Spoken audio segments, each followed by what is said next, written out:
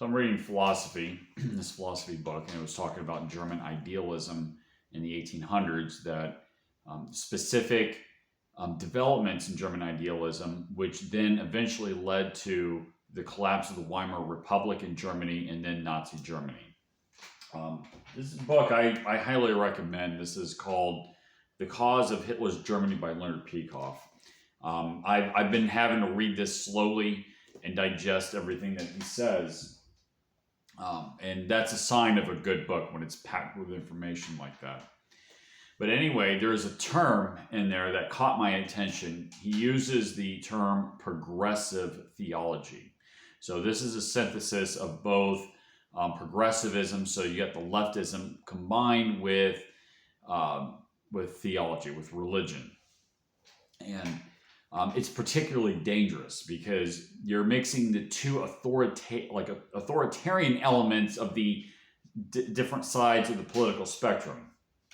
So in Germany, you had, of course, you had the Marxists and, the people that were promoting Karl Marx, which was the big thing back then. There was a big Red Scare right after the Soviet Union formed, when the Red Army won the Russian Civil War.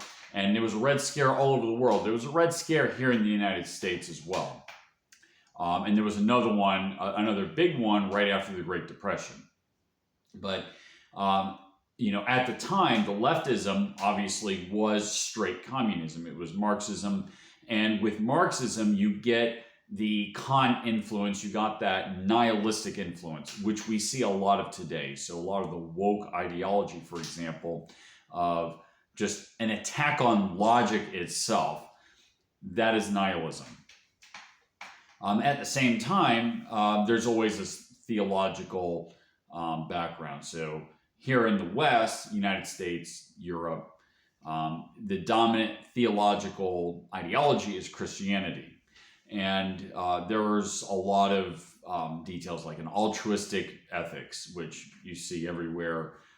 This belief in an authority outside yourself, deprecation of the self, things like that.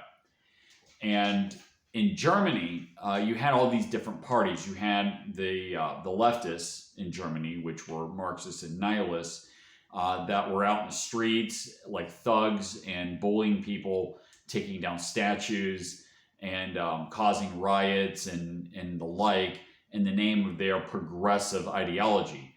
Sounds familiar, right? Of course, we're having the same thing here in the United States. They're called Antifa. And also you had the reaction to this. You had other groups such as the Free Corps, or you had the more conservative groups that were often religious in their background. The Christian right that existed in the German Republic in the time of the 1920s. And they were battling it in the streets in Germany. And, they didn't promote reason. They did not promote like a libertarian side like they do here in the United States. So that's a saving grace in the United States, is there's sort of a libertarian element to the Republican Party, which is the reason why the Republican Party is geared more towards freedom than the Democrats are. But there was no lip service to free market economics or individual rights. They were all talking about sacrificing the self to the group, to the collective. And combine this with the desire for socialism on the left, and the synthesis of this was something called National Socialism. Again, I'm sure this sounds familiar. This is the Nazi Party, the Nazis.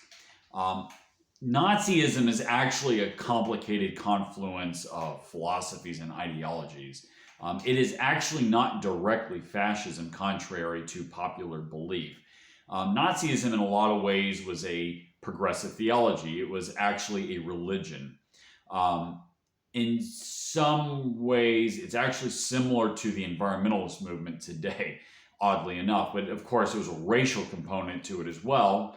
And obviously, it was also a socialistic ideology. But it also had cherry-picked elements of Christian theology that was also put into the Nazi theology. So Nazism was, like I said, very much like a religion with their folklore and mythology and stuff like that, the whole Aryan race and how the Aryans were this, obviously the master race that, that was the capstone of the German blood.